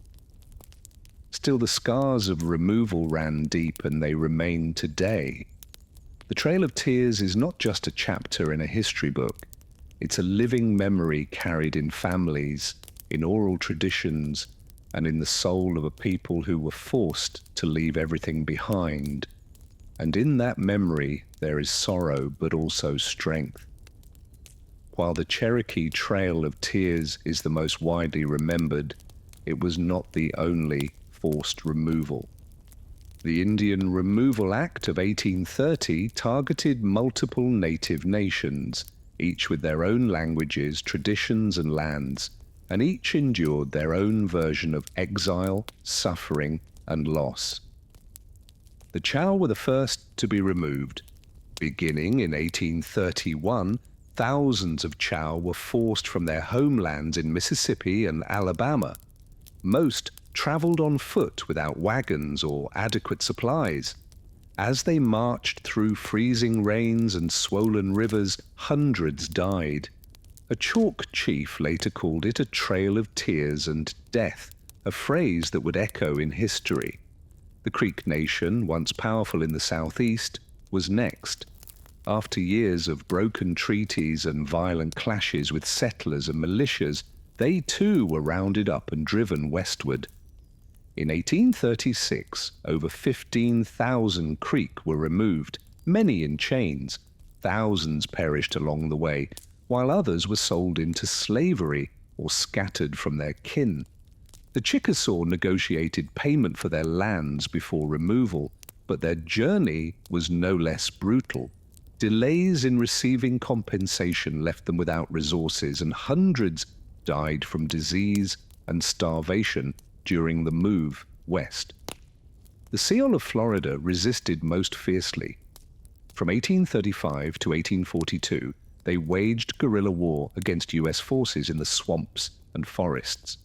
Leaders like Osceola became symbols of resistance, but even the Seol could not withstand the weight of US military power forever. Thousands were captured or killed, others were forcibly marched to Indian territory, while a small group fled deep into the Everglades, where their descendants remain today. In all, over 100,000 Native Americans from multiple nations were displaced during the removal era. The government called it policy, the settlers called it progress. But for Native peoples, it was catastrophe. Each nation's trail was different, but all shared the same themes: betrayal, suffering, and loss. Sacred homelands were stripped away, cultural centers were shattered. The bonds of community, family, and memory were stretched to the brink. And yet these nations carried their songs, their languages, and their spirit with them into a new land that did not welcome them, but where they would find ways to survive. When the Cherokee, Choctaw, Creek, Chassaw, and Seol finally arrived in Indian territory, what is now the state of Oklahoma, they found a land that was nothing like the one they'd been forced to leave. The federal government had promised fertile soil, safety from further encroachment, and permanent ownership of their new homes. But those promises, like so many before, would prove fragile. The land was unfamiliar, the climate harsher. For many, it was difficult to grow crops or rebuild homes using traditional methods. Winters were bitter and unpredictable. Summer droughts scorched the earth. Communities were scattered, with many families arriving months apart or not at all. Diseases followed them: cholera, smallpox, influenza. Grief lived in every new settlement. The government aid that was promised, livestock, tools, food, and money, often arrived late or not at all. Corruption plagued the system. Contractors cut corners. Supplies were spoiled. Resources meant to help resettled families start over were siphoned off by middlemen or bureaucrats with little oversight. Worse still, the land that had been guaranteed as a permanent Indian homeland was soon under threat. As settlers pushed westward and the borders of US states crept closer, new pressures emerged. Railroads began to carve through the land. Treaties were rewritten or ignored under pressure or manipulation. What had been set aside as sovereign territory began to shrink once again. Despite these hardships, the nations worked to rebuild. The Cherokee re-established their capital in Tahlequah and rebuilt schools and institutions. The Choctaw and Chassaw reorganized their governments. New constitutions were written, councils met, churches were built, farming resumed, communities began to heal. Not by forgetting, but by enduring. And yet, even in Indian territory, the shadow of removal loomed. Every promise made to protect their new homeland was vulnerable to the same forces that had driven them from their original lands: greed, expansion, and disregard. The land that was promised became a temporary refuge in a nation still unwilling to see native people as permanent, rightful inhabitants. Though many believed they had finally found peace, history would soon prove otherwise. The story of the Trail of Tears didn't end in Indian territory. It simply turned the page to another long chapter in the struggle for survival, sovereignty, and respect. For decades after the forced removals, the Trail of Tears lived mostly in silence, spoken about in whispers, passed down through family stories, rarely acknowledged in textbooks or politics. It was a wound left open, a shared pain carried quietly by native communities, too often ignored by the nation that had caused it. Yet the memory survived. In Cherokee homes, elders told the story of the march west, of the cold, of the hunger, of the lost. Songs were sung in mourning, ceremonies were held in remembrance. Oral history kept the names of those who walked and those who did not alive. The land remembered too. Old trails, shallow graves, and surviving documents marked the route like a scar across the heart of a continent. It was not just a trail of sorrow, it was a trail of survival. The resilience shown by native nations after removal defied the expectations of those who had tried to erase them.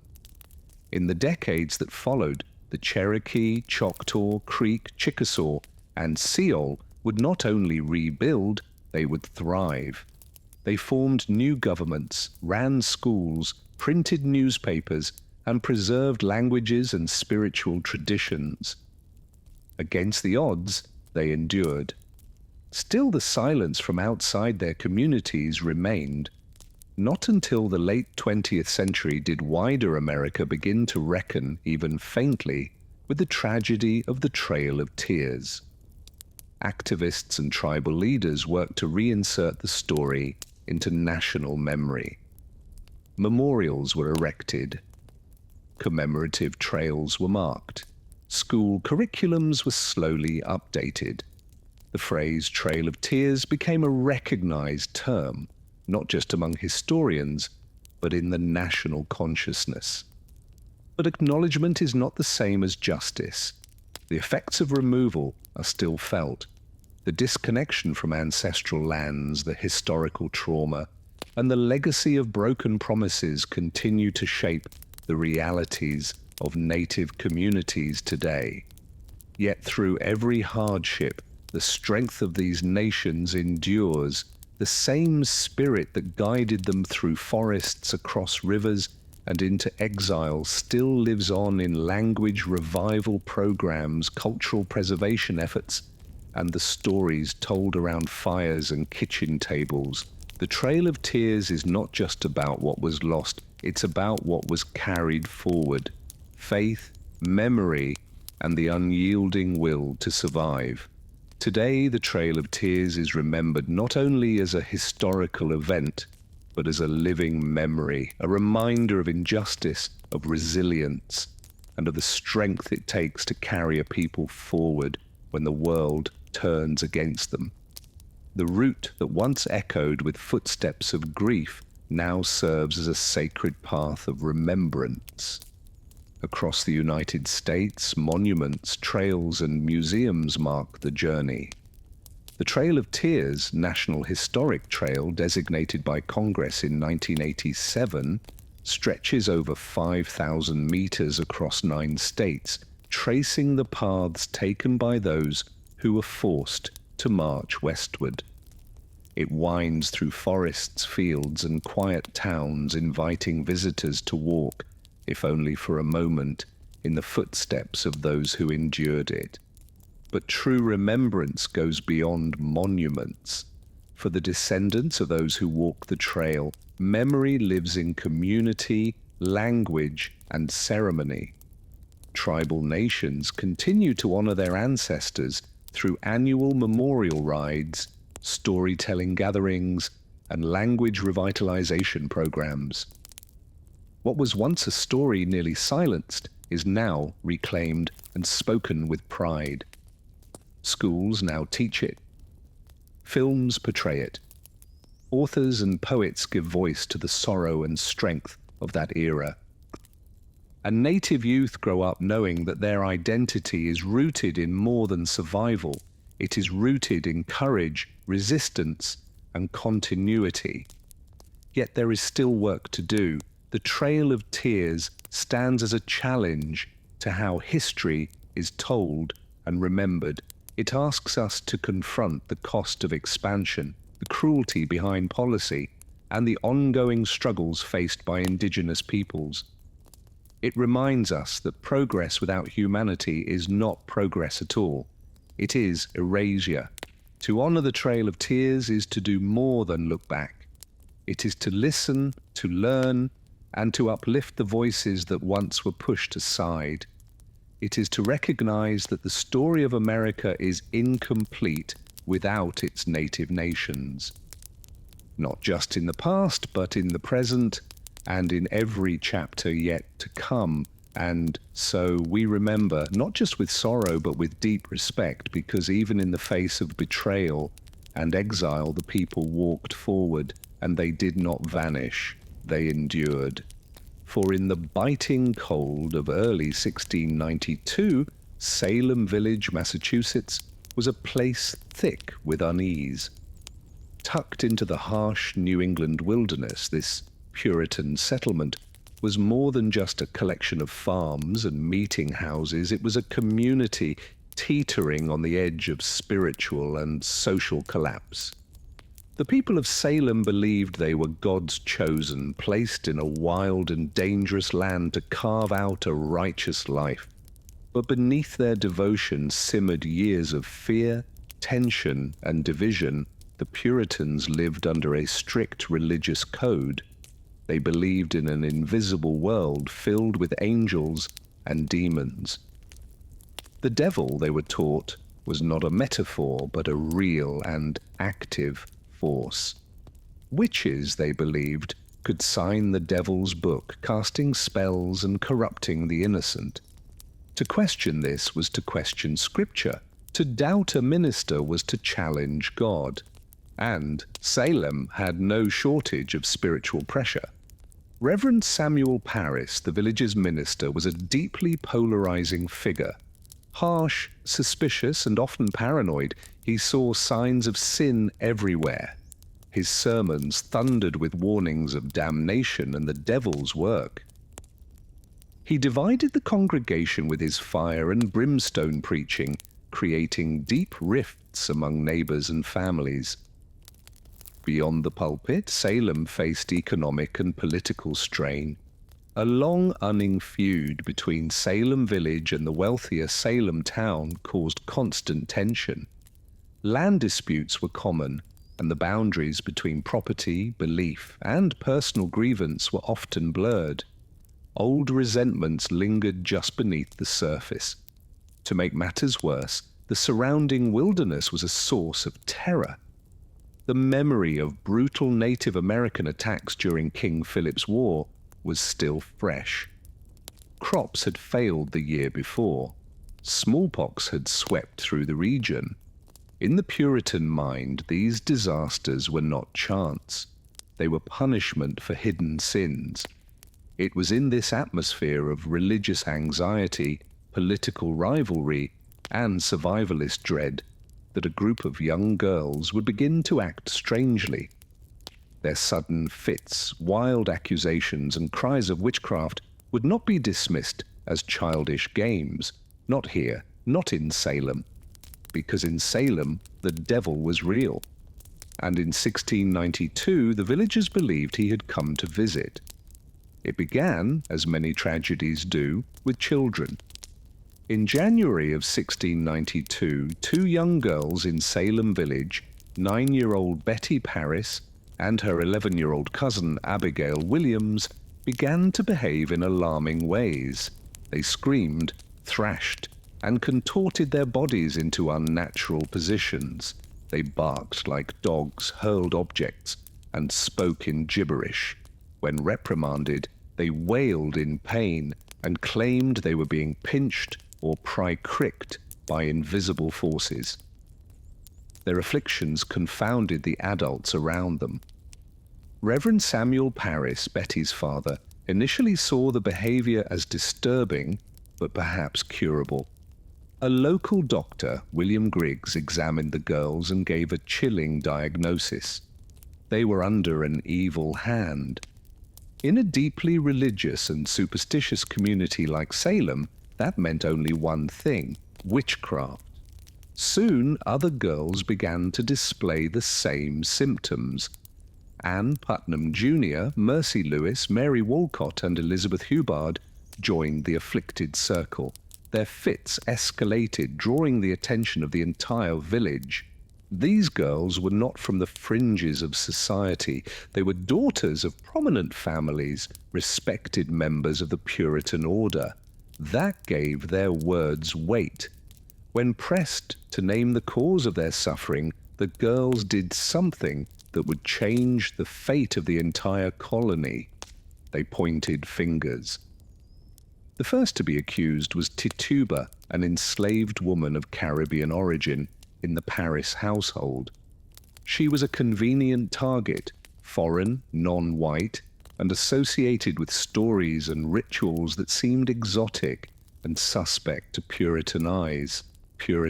Alongside her, the girls named two other local women, Sarah Good, a poor and often homeless beggar, and Sarah Osborne, who had scandalized the community by refusing to attend church and marrying her servant. Three women, each vulnerable in different ways, were suddenly the focus of an entire town's suspicion. They were arrested and jailed.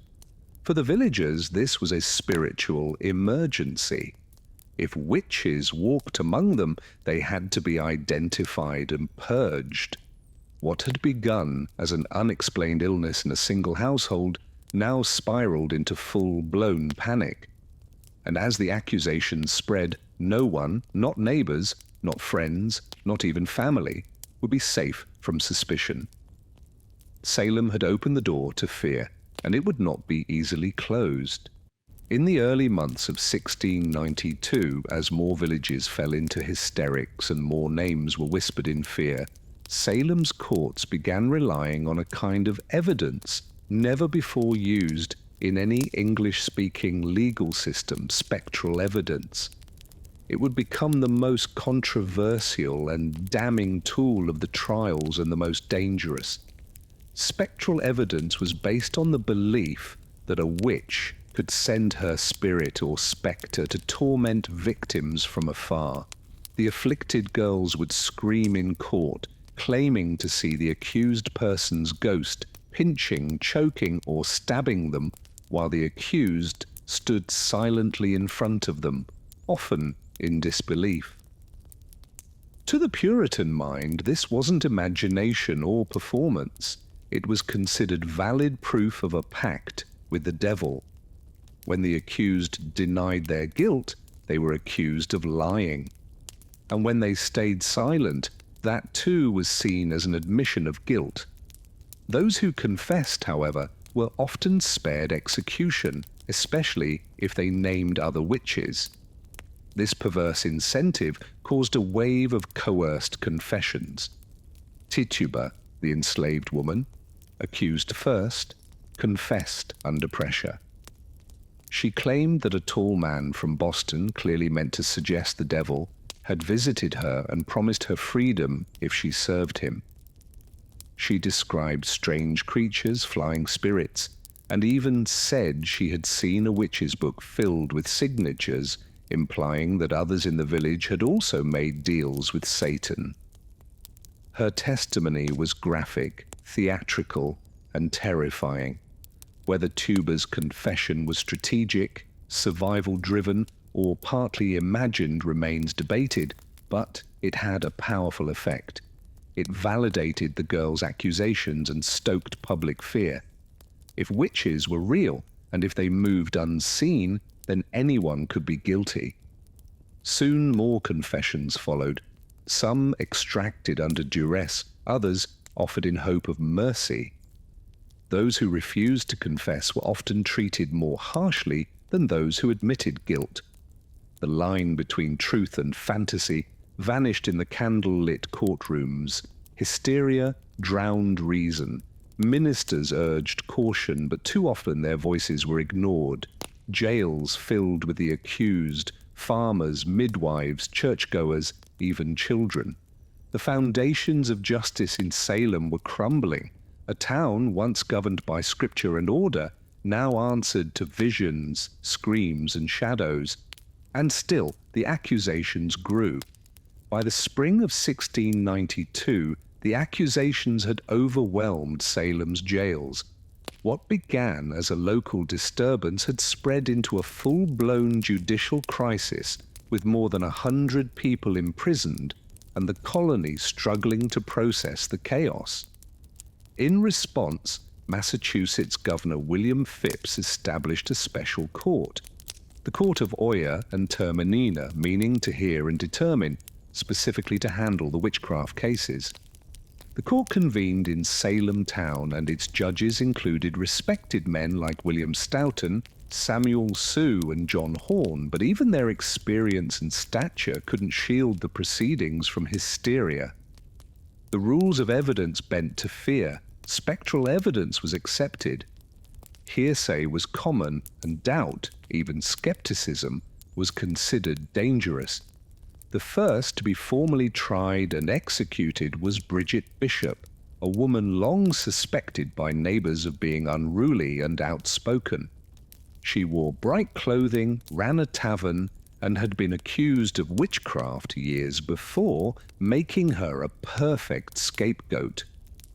During her trial in June, the afflicted girls claimed to see her spectre pinching and mocking them in the courtroom. When she denied all charges, her resistance was taken as proof of guilt. Bridget was convicted swiftly and hanged on June 10, 1692. She would not be the last. With her death, the machinery of accusation, trial, and execution accelerated. Week by week, more prisoners were brought before the judges. Some were pillars of their communities, church members, midwives, landowners. Others were beggars, widows, or former servants. What united them was not guilt, but suspicion, and in many cases the misfortune of being disliked, envied, or simply misunderstood. The accused stood before a court where they had little hope. Their fate often depended on the theatrics of their accusers or the political winds of the day. Those who confessed and accused others were usually spared. Those who maintained innocence were more likely to be hanged. Fear fueled everything. Families turned on each other. Neighbors testified to save themselves. Ministers cautioned restraint, but their voices were drowned out by cries for purification. And overhead, a gallows was built on Proctor's Ledge, just outside Salem. It waited in silence as the town below fed it names one trial at a time. By the height of the summer of 1692, Salem was no longer a town. It was a furnace burning with fear, accusation, and righteous fury. The witch trials had moved beyond Salem village and Salem town, spreading like wildfire across neighboring communities. Ipswich, Andover, Gloucester, and others were soon gripped by the same fever. Accusations multiplied, jails overflowed, no one was safe. The accused came from all walks of life. Some were outsiders, beggars, former slaves, women without families. Others were deeply rooted in the community. Church deacons, wealthy farmers, and even former accusers. Once the machinery of suspicion began to churn, it spared no one. Families were torn apart. Husbands and wives accused one another. Children testified against parents. Friends betrayed friends. Even those who questioned the legitimacy of the trials became targets. To doubt the existence of witches was in the minds of some to align with them. Nowhere was this madness more visible than in the behavior of the afflicted girls. During court proceedings, they cried out in pain, claimed to see spectral animals, mimicked the accused, and fainted in unison. Their performance became central to the prosecution's case, regardless of how implausible or theatrical it seemed. The court took their suffering as proof, their screams as divine evidence. By the end of summer, more than 150 people had been arrested, and the executions continued. Sarah Good, a homeless woman, was hanged in July after refusing to confess. Her defiance was seen not as strength, but as rebellion against God. Rebecca Nurse, a respected grandmother and member of the Salem Church, was executed despite widespread protest. Her conviction sent a chilling message. Even the most pious were not beyond suspicion. And yet the accusations did not slow. Children as young as 5 were jailed. A minister's wife was accused. Entire families were locked in cells. The colony had lost its grip on reason, consumed by the very evil it sought to destroy. Fear was now Salem's true ruler, shaping justice, warping memory, and silencing dissent. What began as a handful of strange afflictions had become something far more terrifying, a society devouring itself, one accusation at a time. As summer gave way to autumn in 1692, the Salem witch trials reached their darkest depths. The gallows on Proctor's Ledge became a grim fixture on the horizon, a place of ritual execution where cries for mercy were swallowed by the silence of final judgment. The executions were public, meant to serve as warnings. Entire communities gathered to watch. Some came in solemn fear. Others disturbingly treated them as spectacles. One by one, the convicted were led to the scaffold, bound and praying until the trapdoors dropped and another life ended in the name of righteousness. In total, 19 people were hanged as witches, 14 women and 5 men. All maintained their innocence. Many died with prayers on their lips or psalms recited through trembling voices. None of them received proper burials. As convicted witches, their bodies were denied church cemeteries. Some were buried in shallow, unmarked graves. Others were reclaimed secretly by family under cover of night. But the most gruesome death was not on the gallows. Giles Corey, an 81-year-old farmer, and the husband of accused witch Martha Corey, refused to enter a plea at his trial. By refusing to speak, he hoped to prevent his land from being seized by the state. In response, authorities ordered pressing, a brutal and rare form of punishment. Giles was stripped, laid on the ground, and slowly crushed beneath heavy stones. For 2 days, he endured the torture in silence. His last words, according to legend, were chillingly defiant. More weight. He died without ever entering a plea. His resistance made him a tragic symbol of the injustice that had overtaken Salem. Inside the jails, those not yet executed faced horrific conditions. Pregnant women gave birth in filthy cells. The sick died of neglect. Families had to pay for their own food and chains, and some remained imprisoned for months after the trials ended. By the time autumn leaves began to fall, Salem had sentenced more people to death for witchcraft than any other community in American history. What had begun as whispers had ended in blood. And though the executions would soon cease, the damage to Salem's soul had already been done. By the end of September 1692, the fever that had gripped Salem began to falter. The turning point came not from the courts or the clergy, but from a growing sense of unease, a recognition too long delayed that something had gone terribly wrong. Doubt crept in quietly. It started when respected citizens like Rebecca Nurse and John Proctor were hanged. If such devout, upright people could be witches, who could be trusted? When Martha Corey, a strong-willed churchgoer, and even the wife of the colony's former governor, Lady Mary Phipps, were accused, the trials began to eat into the upper ranks of society. The hysteria no longer threatened just the marginalized, it threatened everyone. Reverend Inca Mather, a prominent Puritan minister and father of the influential Cotton Mather, delivered a powerful sermon against the use of spectral evidence, the very foundation of many convictions. In his words, it is better that 10 suspected witches should escape than one innocent person be condemned. It was a radical reversal in tone and a quiet indictment of the court's methods. Others began to speak out as well.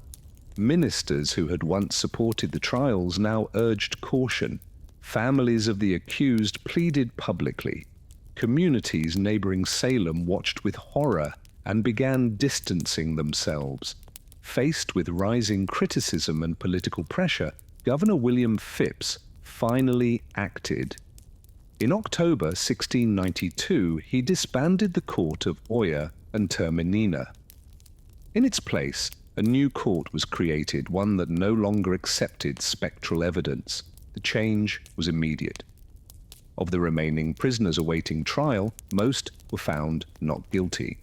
For those convicted, many received reprieves. The executions stopped.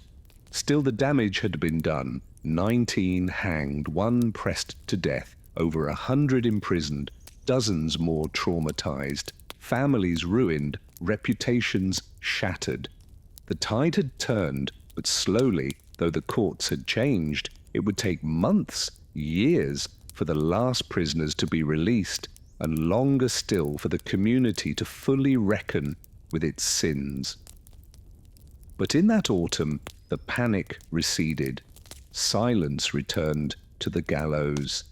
The accuser's screams faded, and Salem, wounded and ashamed, was left to confront the cold reality that it had been not witches, but fear itself that had ruled them. When the final prisoners were released in 1693, Salem was left with more than empty cells. It was left with guilt.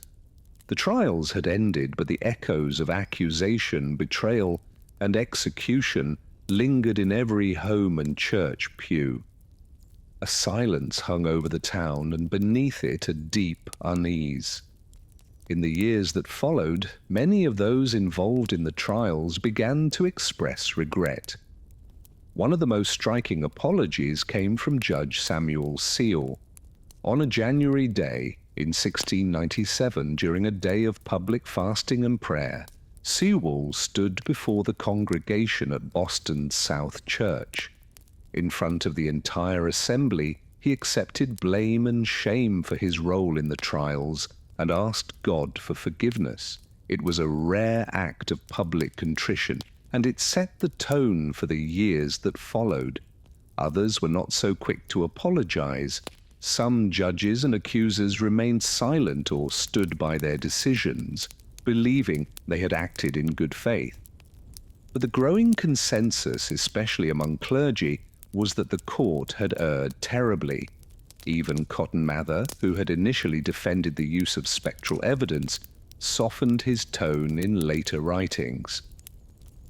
In 1706, Ann Putnam Jr., one of the original accusers, only a child during the trials, offered a formal confession before her church. She admitted that her accusations had led to the deaths of innocent people. She claimed she had been deluded by Satan and begged forgiveness from God and her neighbors. Her words were among the few to acknowledge the specific names of the victims. Families of the accused struggled for decades to clear their relatives' names.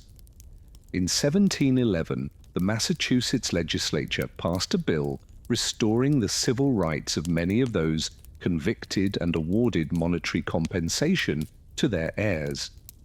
But the pain remained. Not all names were cleared, and not all families were compensated. Generations grew up in the shadow of the trials, and yet over time, Salem tried to heal. The town became a symbol not of justice, but of what happens when fear overrides reason, when courts abandon fairness, and when hysteria is mistaken for truth. The reckoning had begun, but full justice, as history often shows, would remain elusive.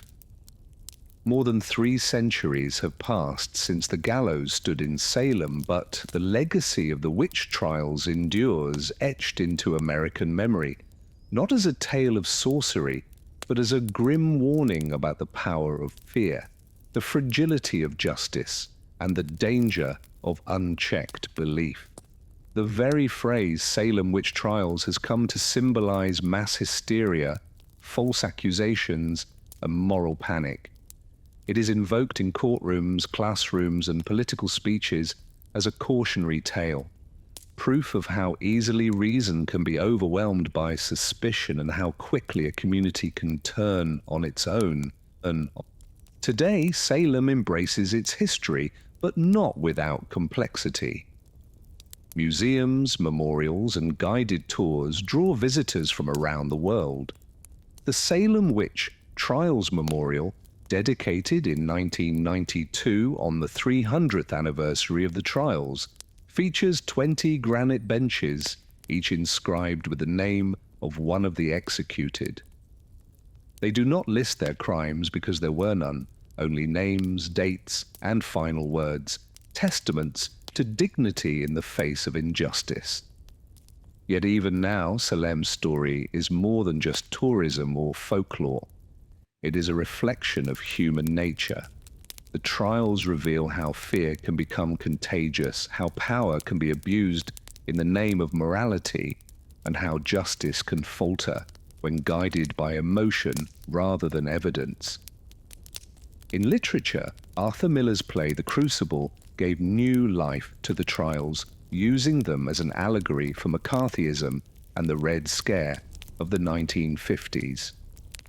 Miller reminded a new generation that witch hunts do not always involve witches and that the past is never as distant as it seems. The descendants of the accused and the accusers still live in Massachusetts and across the United States. Some bear the burden of ancestral shame. Others carry the pride of resilience and survival. In 2001, more than 3 centuries after the hangings, the state of Massachusetts formally exonerated the last 5 victims, completing the legal clearing of all accused. The Salem witch trials were brief, just over a year in length, but their lessons have proven eternal. They remind us that truth must be defended even when fear shouts louder, and that the gravest injustices can occur not in moments of darkness, but under the full light of day.